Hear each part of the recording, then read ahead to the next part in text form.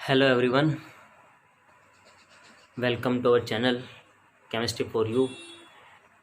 As in last videos, we have discussed about ideal gas equations और ideal gas equation में मैंने आपसे बोला था कि एक्चुअल में कोई भी गैस आइडियल नहीं होती है।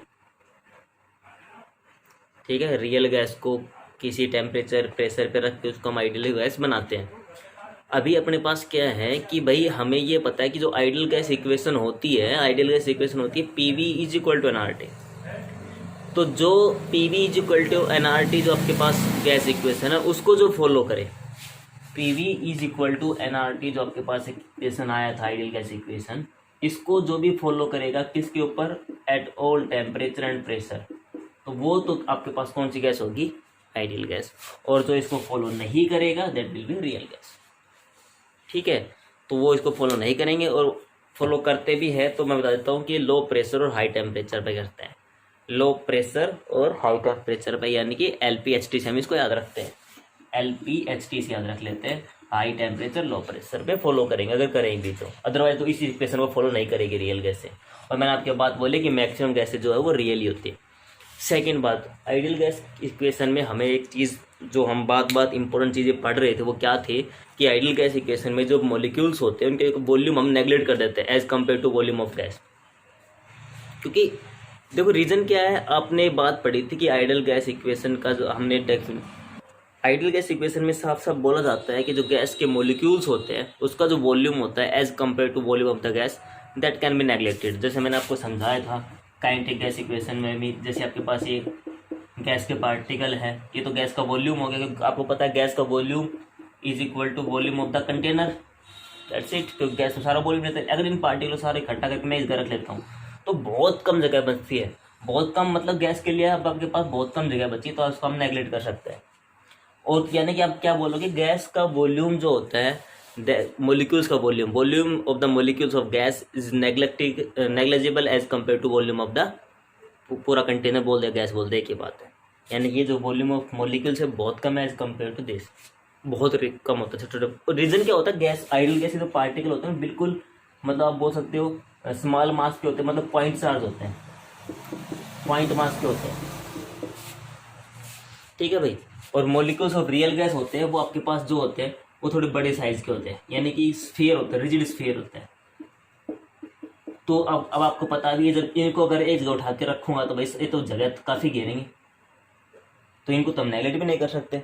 तो हमारे पास तीन डिफरेंस अभी तक निकल के आए। पहला difference, P V equal to R T को फॉलो करे हर टेम्परेचर कंडीशन पे, टेम्परेचर कंडीशन पे। आइडियल गैस जो इसको फॉलो ना करे, रियल गैस करेगी कहाँ पे फॉलो, LPHT पे, यानी लो प्रेशर हाई टेम्परेचर। पहला डिफरेंस। सेकंड डिफरेंस, ये जो आपके पास होता है यहाँ पे volume of molecules is negligible as compare to volume of gas, यहाँ पे ऐसा नहीं होगा। रीजन आपके पास क्या था, इनको हम रिजिड स्फीयर मानते हैं रियल गैस के जो मॉलिक्यूल्स होते हैं, इसको मॉलिक्यूल्स को आप पॉइंट मास के मानते हैं, यानी कि उनका जो मास होता है यानी कि नेग्लेजिबल छोटे साइज के होते हैं। फिर हमने पढ़ा था आइडियल गैस के इक्वेशन में हमने फोर्स ऑफ अट्रैक्शन जो होता है पार्टिकल बीच में, फोर्स ऑफ अट्रैक्शन जो होता है वो भी हम नेग्लेजिबल करते हैं, क्योंकि मानते हैं पार्टिकल जो है उनके बीच में कोई फोर्स ऑफ अट्रैक्शन लग ही नहीं रहा है। जबकि यहाँ पे हम ऐसा नहीं करेंगे, यहाँ पे फोर्स ऑफ अट्रैक्शन जो होगा वो लेके चलेंगे। ठीक है भाई। तो दो तीन पॉइंट अपने पास ये होते हैं, और मैंने आपको बोल दिया कि कोई गैस रियल होती, सॉरी आइडियल नहीं होती, और गैसेज आर रियल, आइडियल तो बनाते हैं। कोलिजन के बारे में आप देखना चाहते हैं वो भी बोल सकते हैं। हमने पढ़ा था कि इलास्टिक कोलिजन होता है आइडियल गैस इक्वेशन में, मॉलिक्यूल्स के बीच में इलास्टिक कोलिजन होता है, रियल गैस इस बात को नहीं कहती है। तो ये सब आपके पास डिफरेंस करके आए, तो आप इनको डिफरेंस करके you can put up in your notes. तो मैं एक बार जल्दी से रिपीट कर देता हूँ। P V equal to N को फॉलो करें हर कंडीशन टेम्परेचर पे, पॉइंट मास के होंगे, इसलिए गैस का मॉलिक्यूल्स जो होंगे उनका जो वॉल्यूम होगा, यानी कि volume of molecules is very less than volume of gas, यानी कि इसको हम नेगलेक्ट कर देंगे। जबकि यहाँ पे ऐसा नहीं करेंगे क्योंकि वो रिजिड स्फीयर होते हैं। ठीक है भाई। आपके पास फोर्स ऑफ अट्रैक्शन यहाँ पे होता नहीं है, मानते भी नहीं हम, पीछे हमने कहा है इसको बात को, लेकिन यहाँ पे जैसा होगा वैसे लेके चलेंगे। इलास्टिक कोलिजन हमने मान के चले थे, यहाँ पे कोई इलास्टिक कोलिजन होता नहीं।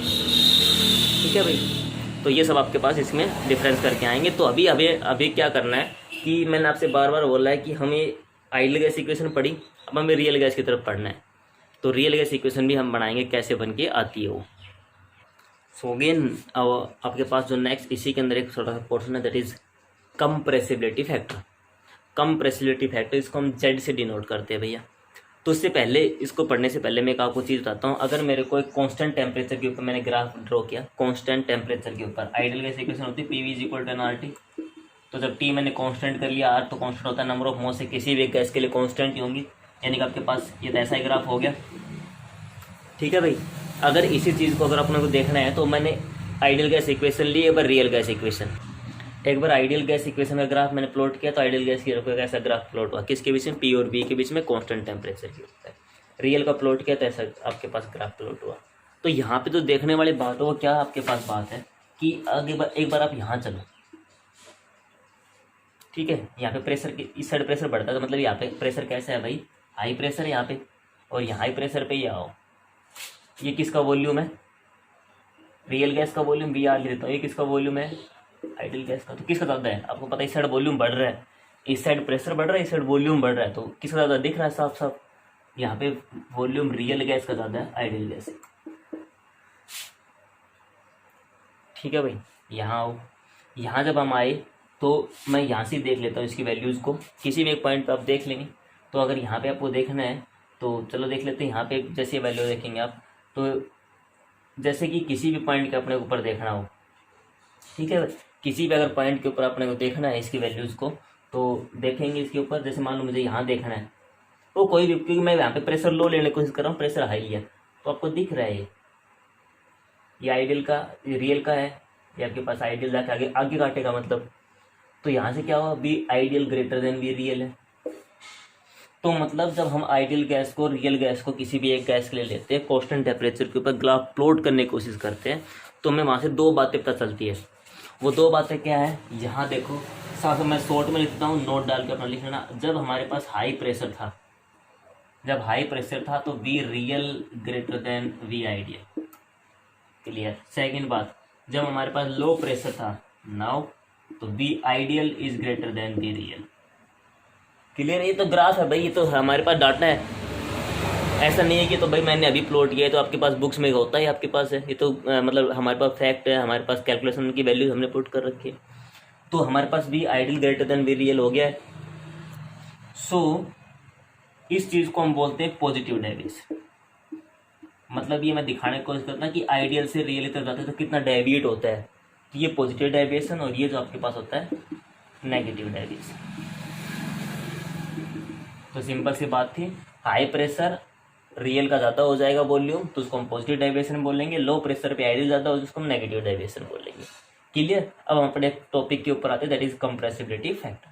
तो इन दो चीज़ों को ध्यान रखना आप लोग, क्योंकि आगे भी हमें काम आने वाली है, ठीक है। इस टॉपिक में आगे भी इनका जिक्र आएगा, तो मैं दोबारा फिर रिपीट बताऊंगा कि हमने वहाँ पे पढ़ा था, क्लियर। तो इनको आप एक बार लिख लें।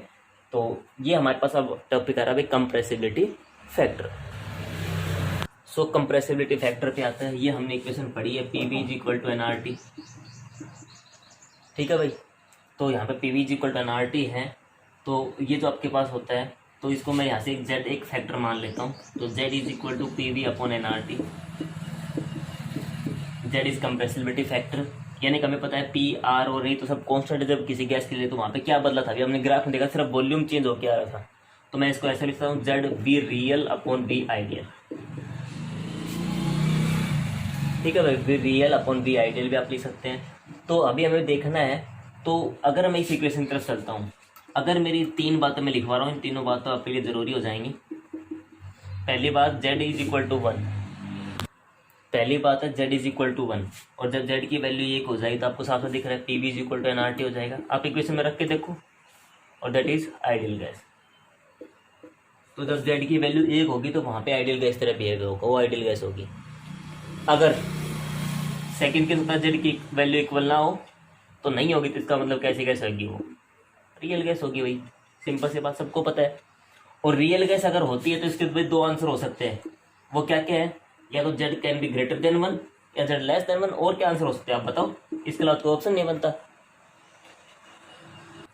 भाई। दो ही तो फैक्टर हो सकते हैं, जेड बराबर 0 में तो रियल चला गया, और अगर नहीं होंगे तो या तो ग्रेटर देन 1 होगा या लेस देन 1 होगा। ग्रेटर देन 1 का मतलब मुझे बताओ, ग्रेटर देन 1 का मतलब क्या, मैं ऐसा लिख सकता हूँ पी वी ग्रेटर देन होगा एन आर टी से, पी वी ग्रेटर देन होगा एनआरटी, तभी तो आंसर 1 से ऊपर आएगा। अरे भाई जब ये ऊपर वाली वैल्यू बड़ी हुई तभी तो आंसर 1 से ऊपर आएगा।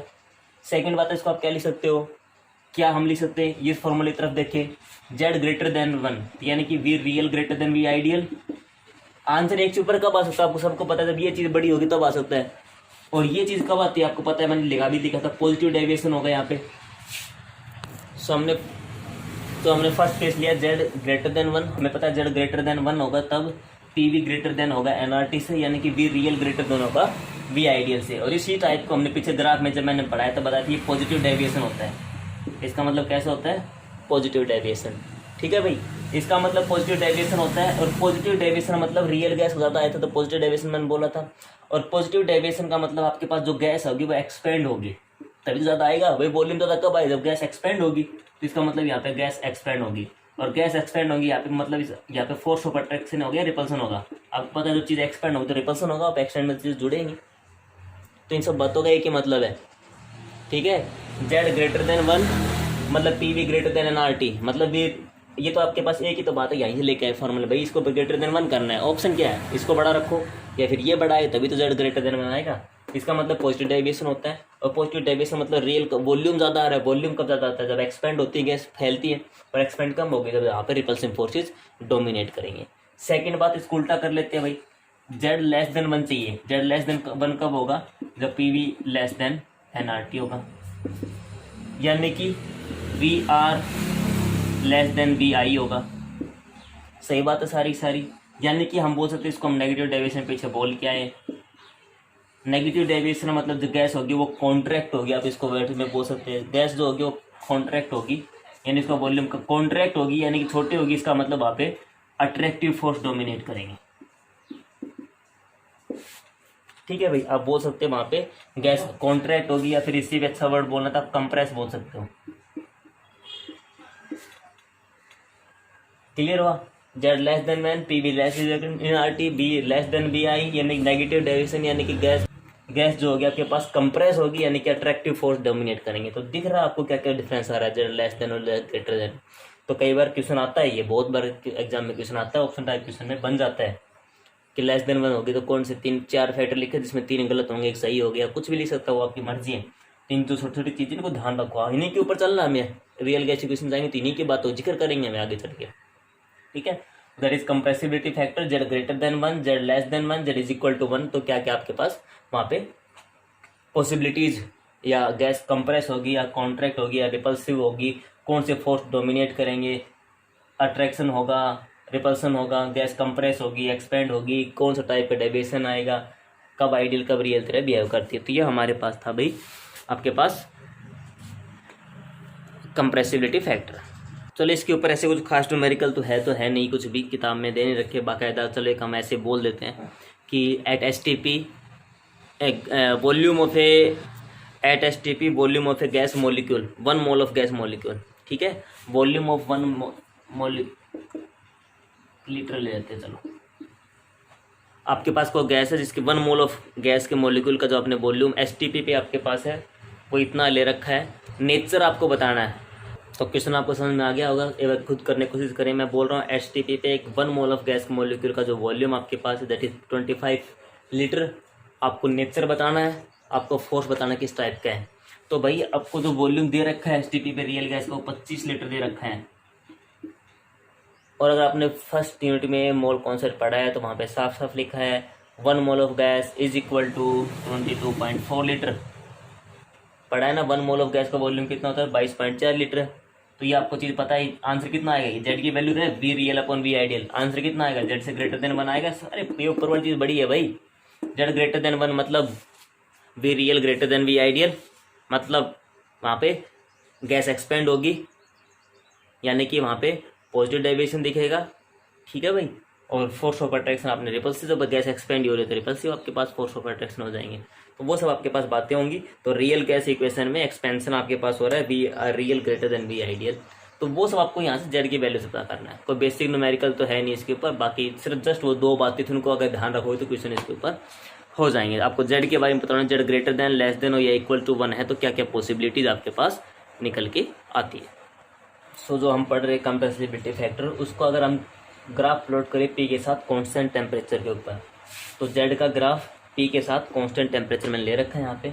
तो यहाँ पे आपके पास अलग अलग गैसों के ग्राफ बने, वो हमें ज़्यादा याद रखने की जरूरत है नहीं। मैं यहाँ पे मेजर चीज़ क्या है, अगर आप देखोगे ये तो मैंने लाइन खींची, ये आपके पास Z is equal to 1 ideal gas equation का आपके पास है, ठीक है। इसके बाद ये जो मैंने लाइन लिख रखी, सीधी लाइन खींची है आपके पास, जो मैं अभी डार्क कर देता हूँ H2 और हीलियम के लिए। तो यहाँ पे इसका मतलब जेड ऊपर ग्रेटर देन 1 हो जाएगा, जेड नीचे लेस देन 1 हो जाएगा, इस बात में कोई दिक्कत नहीं है।